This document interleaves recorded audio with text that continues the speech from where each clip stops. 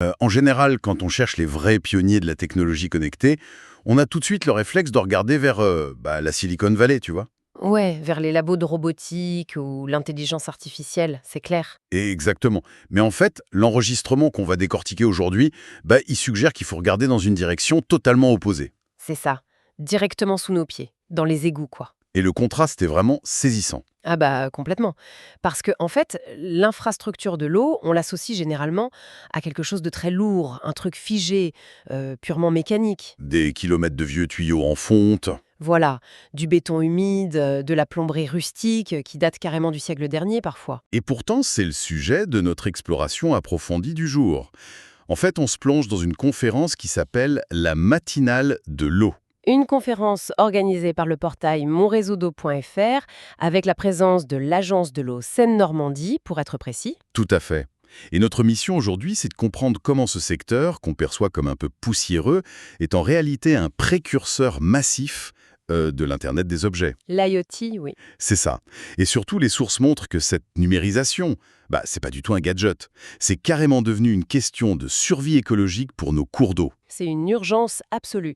Et d'ailleurs, la transformation qui est en cours, elle est invisible, mais elle est vraiment structurelle. Ouais. Avant même de parler des crises climatiques qui forcent cette transition, la conférence, elle pose un fait historique assez méconnu. Ah oui, le fameux détail sur les compteurs. Exactement. En fait, l'industrie de l'eau a été le tout premier secteur d'activité à déployer massivement des objets connectés sur un territoire entier. Et ça, bien avant que le premier smartphone n'arrive sur le marché, quoi. C'est quand même un détail qui remet les idées en place. C'est clair? Mais du coup, comment un secteur qui gère de l'eau sale et des canalisations enterrées a pu devancer l'industrie des télécoms sur la connectivité? La réponse, elle est dans une contrainte logistique qui était monumentale à l'époque, la relève des compteurs. Bah oui. Historiquement, pour facturer l'eau, il fallait envoyer des techniciens physiquement chez chaque personne. Soulever des plaques d'égout, descendre dans des regards parfois inondés. Hyper dangereux, oui. Donc, pour éliminer ce frottement, l'industrie a dû inventer ce qu'on appelle la télérelève, et ça très tôt. Donc, équiper les compteurs de petits modules radio, en fait. C'est ça, des modules qui envoient les données de consommation à distance. Le fait de devoir gérer des millions de points de mesure hyper isolés, ça les a forcés à maîtriser la transmission de la donnée à grande échelle. Comme quoi, le besoin a vraiment créé l'innovation. Ah, totalement. Mais la conférence va beaucoup plus loin qu'un simple compteur qui t'envoie une facture, tu vois. Elle parle aussi de capteurs environnementaux. Et là, il y a une anecdote dans la source sur une sonde, la sonde Proteus. Oui, et c'est vraiment là que le décalage entre l'ancien monde et le nouveau devient spectaculaire. Vas-y, explique-nous ce qu'elle fait, cette sonde. Parce qu'elle mesure un truc qu'on appelle la DBO5. Alors la DBO5, c'est la demande biologique en oxygène sur 5 jours. Ok, le terme est un peu lourd. Ouais, c'est un peu technique, mais en gros, c'est l'un des indicateurs réglementaires les plus critiques pour évaluer la qualité d'une eau usée avant de la rejeter dans la nature. Si on décortique, en fait, ça mesure la quantité de pollution organique dans l'eau, c'est ça, hein? Voilà, c'est ça. Et l'ancienne méthode pour le savoir, elle est presque risible aujourd'hui tellement elle est rudimentaire. Ah oui, c'est faux. En gros, on prend un échantillon d'eau, on regarde combien d'oxygène il y a dedans, et on le met dans une armoire, Dans le noir total. à 20 degrés. C'est ça. Et on attend 5 jours. Et 5 jours plus tard, on mesure l'oxygène à nouveau. Et la différence, ça nous dit combien d'oxygène les bactéries ont consommé pour manger la pollution. Exactement. Donc plus elles ont consommé d'oxygène, plus l'eau était sale. Mais 5 jours de délai, c'est énorme. Le vrai problème de ce protocole, au-delà du côté archaïque, c'est justement cette temporalité. Si la station d'épuration a eu un bug, tu vois, et qu'elle a relâché de l'eau super polluée, L'opérateur s'en rend compte une semaine plus tard. c'est ça. Et pendant ce temps-là, la pollution s'est déversée dans le fleuve, les poissons ont manqué d'oxygène, l'écosystème est abîmé. C'est vraiment de la gestion purement réactive. Et c'est là qu'intervient la fameuse sonde Proteus. La source explique que lors d'une installation récente, il a suffi de 30 minutes pour la poser dans l'eau. 30 minutes. Et à la 31e minute, elle envoyait déjà la mesure de cette pollution. Plus avec 5 jours de retard, mais en temps réel. Directement dans le cloud, oui. Le changement de paradigme, il est total, là. Oui, on dépend plus du tout du laboratoire physique. Voilà. En fait, c'est un capteur optique qui analyse l'eau en direct, qui déduit la charge organique instantanément. Et du coup, on passe à une gestion proactive. On réagit à la seconde près. Exactement.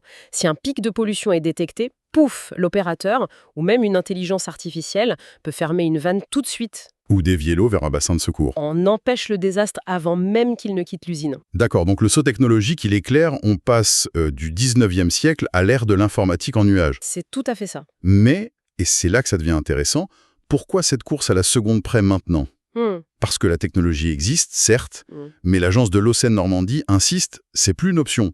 Et la menace, bizarrement, c'est pas que les machines sont vieilles, c'est lié à la géographie. Ouais, alors là, il faut regarder la carte. Le bassin de la Seine, il est une espèce d'anomalie géographique énorme à l'échelle européenne.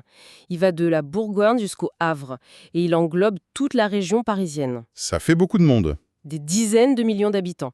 Et en plus, c'est une concentration industrielle gigantesque, le tout regroupé autour d'un fleuve dont le débit naturel, en fait, il est tout petit. Et là, on touche au concept de capacité de dilution. Absolument. J'adore la métaphore pour comprendre ça. En gros, tu prends une goutte d'encre noire. Si tu la fais tomber dans une piscine olympique, l'eau reste super transparente, la pollution est absorbée. Sans problème. Mais si tu fais tomber cette même goutte dans une petite tasse à café, Ah ben, l'eau de la tasse devient noire direct. bah voilà, la Seine, avec toute sa population autour, c'est de plus en plus une tasse à café. C'est la métaphore parfaite, parce que même une eau très bien épurée, elle est jamais pure à 100%, tu vois. Il y a toujours une microfraction de résidus. Ouais. Et si le fleuve a un gros débit, il absorbe cette fraction sans broncher.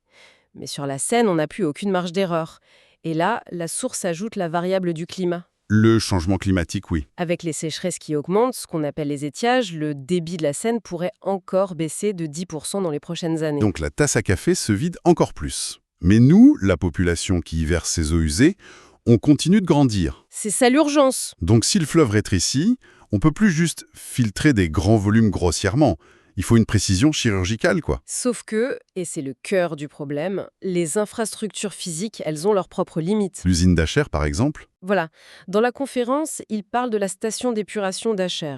C'est la plus grande de la région parisienne. Aujourd'hui, elle est poussée au maximum de sa capacité physique. Elle est à fond. Elle est à fond. Techniquement, on ne peut pas lui demander de dépasser les 90% d'efficacité sur certains polluants. Les lois de la physique et de la chimie, elles bloquent. Donc, si on peut plus faire des bassins plus grands et que la chimie plafonne, le seul levier qui reste, C'est l'intelligence logicielle. c'est ça. Et ça mène à leur fameux appel à projet sur l'usine d'épuration du futur. Exactement. Il ne s'agit plus de traiter ce qui arrive de façon passive, mais d'anticiper. Mais concrètement, de l'intelligence logicielle dans une usine en béton, ça veut dire quoi? L'usine prend des décisions toute seule avec la météo? Dans une certaine mesure, ouais. Imagine qu'un orage violent approche. Ok. Aujourd'hui, si une pluie torrentielle tombe, les égouts se remplissent d'un coup. L'eau de pluie se mélange aux eaux usées et ce mur d'eau arrive à l'usine. Et l'usine, elle sature. Elle sature complètement. Donc, pour pas exploser, on doit ouvrir les vannes de délestage. Et bam, l'eau sale part dans le fleuve. Direct dans le fleuve, sans traitement. C'est ce qu'on appelle les déversoirs d'orage. Le grand classique de la pollution après la pluie, quoi. C'est ça. Mais une usine intelligente, elle est connectée à des API de météo. Elle sait que, disons, dans 3 heures, il y a un énorme orage qui arrive. Donc, elle se prépare. Voilà. Avant même qu'il pleuve, le logiciel vide certains bassins pour faire de la place. Comme ça, quand l'orage tape, l'usine a un volume vide pour absorber l'eau, la traiter, au lieu de la vomir dans le fleuve. Ah, c'est malin. Et ça optimise aussi l'énergie. L'oxygène pour les bactéries, ça consomme une électricité de dingue. Avec des capteurs en temps réel, on produit juste la quantité stricte d'oxygène dont les bactéries ont besoin, à la seconde près. L'usine devient carrément un organisme vivant, en fait. Elle respire au rythme de la météo. Tout à fait. Sauf que, bon, pour que l'eau arrive à cette usine ultra-moderne, faut qu'elle passe par un réseau souterrain gigantesque. Le fameux labyrinthe. Voilà.